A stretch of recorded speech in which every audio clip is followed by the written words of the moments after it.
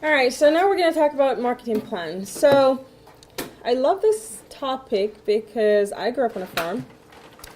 My dad in Jamaica, he has, boy, he did lots of vegetables, fruits.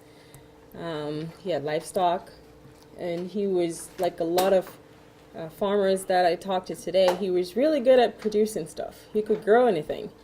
And then when it comes time to figuring out whether he made money or not, he had no clue. When it comes to marketing, it's whoever shows up at his farm and buy the products. That's how it worked. So he was clueless on the business side. So that actually pushed me to, helped me make my decision to do my undergrad in business administration. And I did accounting just so I could assist him on the financial side. But then there's also the marketing side. So a lot of farmers, I thought it was just my dad who was just clueless on these, or he just doesn't care, it's just not his passion. But then when I got into extension, I realized that a lot of farmers, this is not their forte. They are all about producing. The marketing and finance side of it, not so much. So a lot of the farmers that I talk to, I go, so what made you decide to plant this particular crop? Was there a market for it? And they go, well, I don't know. Yeah, I just planted this one just because my neighbor did it.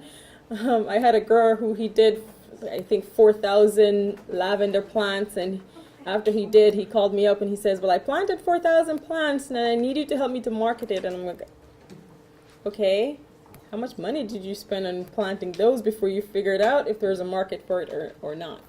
So marketing is really, really important. I always say, grow anything you want. If you can't sell it, you just wasted a whole lot of resources. Not just money, but time resource, right? So it's important for you to have a marketing plan. Why am I planting this crop? Think about where you are in terms of location. Is this something that where I am is going to sell? Are my customers here looking for that? Should I grow something else that they would want more than they actually want, say, cabbage or whatever it is that you grow? So it's important for you to figure that part out before putting all this money into growing stuff that at the end of the day it might not sell. So marketing. Marketing is essential to the success of any business. We all know that. If you grow it, don't sell it, you're not making money. It requires time and effort because you have to understand your industry, right? You have to understand your competitors. You have to understand your target market. You know, what does my target audience look like? What does my competitor look like? You know, what is he growing that I'm growing, but what makes my product different from his product? We could both be doing strawberries, but what makes my strawberry different from his strawberry? Like, you know, so you have to do a lot of research to understand your competitors, understand your target audience, to be able to market your product efficiently at least. The marketing plan is a roadmap of how the company will achieve its stated goals. So, you know, you have all these goals. We talked about objectives, and whatever else. So your marketing plan is, all right, this is my goal. I want to sell this number of whatever you grow, lettuce or whatever it is. You have to have a plan in place now. This is how I'm going to get there. This is how I'm going to get those numbers. This is how I'm going to be profitable. So your marketing plan will help you with that. A good marketing plan should help you answer some of the following questions, or all of them, and probably more. What are you marketing exactly? What are your products? You know, we have a lot of growers here in New Jersey.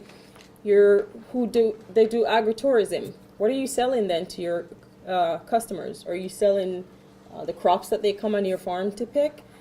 Are you selling them an experience? You know, so what exactly are you marketing to your customers? And then how will you market these products? You know, what promotional materials are you going to use? What markets are you going to use? Am I going to go the direct to consumer route? Am I going to do retail? Am I going to do wholesale? When are you going to market these products? To whom will you sell the products? So who are your target audience? And we talk about this a lot because these are the people who are buying your products. So it's really important for you to know who your target market is. And then, of course, what is occurring in the broader market? So what's going on in the industry? What's going on with your competitors? So it's no longer just about you, right? There's somebody else just down the street from you who's doing the same thing that you're competing against. And again, I go back to New Jersey. A lot of growers that I work with, they're doing agritourism, or they're say doing some pick your own. Why am I going to drive to your farm to pick your strawberries versus my neighbor down the street who's doing the same thing? So you have to understand your competition and understand the market that you're in. All right, so the marketing plan looks at several different components. It looks at your products. You're looking at your target audience. You're looking at how you're going to market these products to your target audience. You're looking at budgets, because you have to see what your marketing budget looks like, right? It would be nice if we had all the money in the world. We could dump into anything and hopefully it works, but I don't know if you do. So that we look at the budget as well, and then our competitors. So describe your product or service. What are your primary products that you're producing? Why is this important? Am I doing something, again, like, say, agritourism, where I'm doing a variety of, say, fruits and veggies, and I have, say, pumpkin picking, or, whatever it is. So what exactly is my product?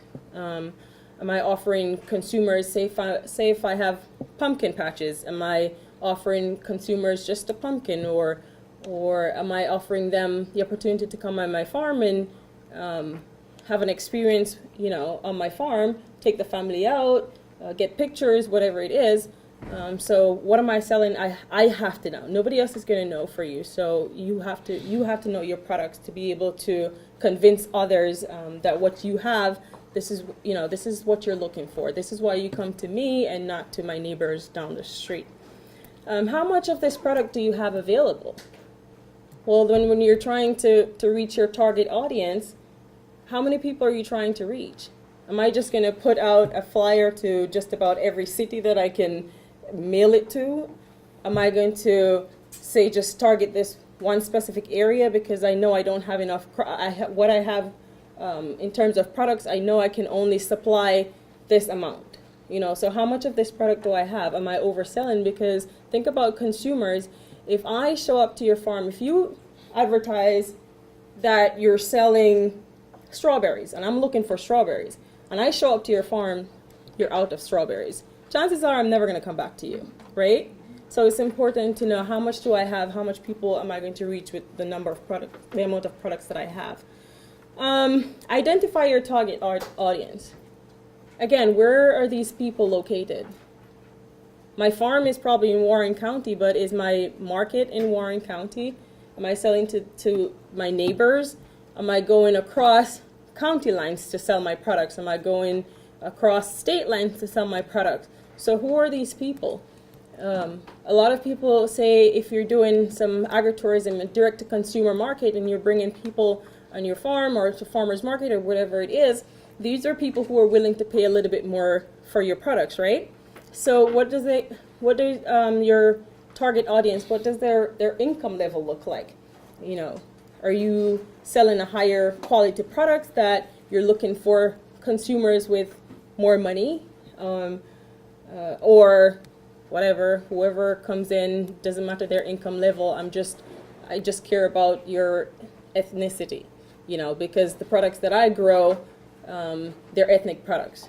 So what do your target audience looks like in terms of age? And then it goes beyond that to their preferences. What are they looking for? Are they looking for local? Are they looking for freshness? Are they looking for organic? So what are their tastes and what are their preferences, right? So it goes beyond just the demographics, but to other preferences. Then develop your marketing strategies. So now that you know what your target market looks like, now that you know what your customers or potential customers looks like, how are you going to reach these people? Again, going back to why it's important that you know, say, the location. How are you going to reach them? If your customers are, say, across county lines, well, putting out an ad in the newsletter for the county is not going to help you, is it? Because then it's not going to reach the market that you are intending to sell to. So how are you going to reach these customers that you want to sell your products to? There's a variety of ways that you can do that. If we think about the promotional sides, again, you just have to know where they are, right? And what they read or what they pay attention to. Because if you're, say, targeting younger generation, putting something in the newspaper is not going to help you. Unless it's online in the newspaper, then it's a whole different story. You know, so where are you spending this money? Where are you putting your marketing budget? Is it really working for you? Is this where your customers are? And I will say you have to, and there'll be talks on internet marketing after this, but if you're not online somewhere and you're selling crops and you're doing some direct-to-consumer sales, then you're probably losing out. You have to be online, right? That's really important. And then develop a marketing budget. So now you know what products you're selling. You know who your customers are or potential customers are. You know what promotional materials you're going to use to reach these customers. Now you have to look at the budget part of it, right? So say if I'm going to do newsletters, do I have enough money in my budget to print hundreds or thousands of newsletters to send out to my customers? Or should I go a cheaper route because I don't have that kind of money and do, say, Facebook advertisement, or, you know, so how much money do you have in the budget? How much can you allocate to each of these different promotional materials you're talking about, or activities? So you have to develop a budget and know how to allocate, you know, again, you're going to invest more money into the one that you think will work most, right? Most efficiently, the one that's going to reach your customers. So you know what your customers look like, you know where they are, you know that they like internet marketing or social media, so you're going to invest most of that money into to that outlet to make sure that you're reaching your customers. So it's important for you to have a budget. Again, like I said, if you had unlimited money, that would be really nice, but most of us don't. And then develop an action plan and list. So now I know I'm gonna say use, I put this down here, direct mail, you know, whatever piece of mail you're gonna send out. But say that's one of my promotional activities that I'm going to use. I'm gonna send direct mail. So now look at the action plan for each of these different areas that you've selected that you're going to use to reach your market. So for example, if I do say the direct mail, what am I thinking now in terms of what else falls under this that will be a part of my action plan? So it's not just saying, I'm going to do direct mail. You have to think, why are you doing direct mail? How much is going to cost me? Do I have the budget to do it? What kind of direct mail am I thinking? Am I going to do newsletter versus flyers versus brochures? Can I do it myself? Do I need to hire somebody to do it? What is it going to look like? What kind of information is going to be on it? When do I want to send it out? So now you have to have an action plan that goes with each of those different components that you think, I'm going to do this, I'm going to do this, I'm going to do this. Now you need a plan to go along with that. Again, you don't have all the time in the world, you don't have all the money in the world, so I have to look at, say if I'm doing direct mail, I'm looking, what is my objective of doing direct mail? Is it because that's, you know, the main source that my customer use? So what's my objective for doing that? So there's a lot that you have to think about after deciding what you're going to, which sources you're going to use. And then measure. Again, you want to know that if I'm putting money into a certain promotional material, if I'm doing, say, social media, I want to check at the end of the day or the end of the season or however time you gave yourself, you know, you have a timeline. Did it work? Did I reach the people that I said I was going to reach? So, you know, you have to figure out, how do I measure each of these different activities that I use to reach my customers? And this will depend on the type of marketing tactics that you use. So if you do online, say Facebook, If any of you have a Facebook page for your business, you know once somebody clicks on it, you can tell, right? So you have all these different data that you'll get from Facebook automatically. But then if you're doing something offline, how am I going to measure it? Am I going to do, say, a survey? Say if I send a newsletter, am I going to do a follow-up survey to see if my customers actually read the newsletter? Was it beneficial to them? So you have to have a way to measure whether what you use actually work. Again, because you have to think, if it didn't work, I'm not going to put money back into it again in the future, right? And then we talk about your competition. Well, why is this important? Why is it important for you to understand who your competitors are? To know what they're doing, to know where they are, to know if their product is similar to mine. Are there some attributes of their product that's different from mine that I can use that to tell my consumers? If they say, well, Joe has the same thing, but guess what? Joe doesn't have this component of it. You know, so if I understand my competitors, what they have, where they are, I could be able to look at my products and see what differentiates me, right? What's my competitive advantage? So you have to understand your competition in order to be able to do that. And then once you figure out your competitive advantage, use that. Use that to get your customers.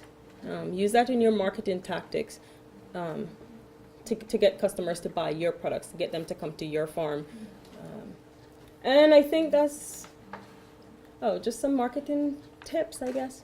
So use your marketing plan on a regular basis as you plan your marketing activities. Don't think of it as a concrete document. As I said before, things changes, you know.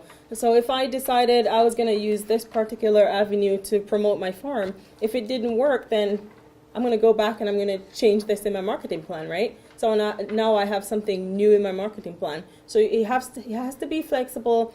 It has to accommodate any changes that's happening in your business.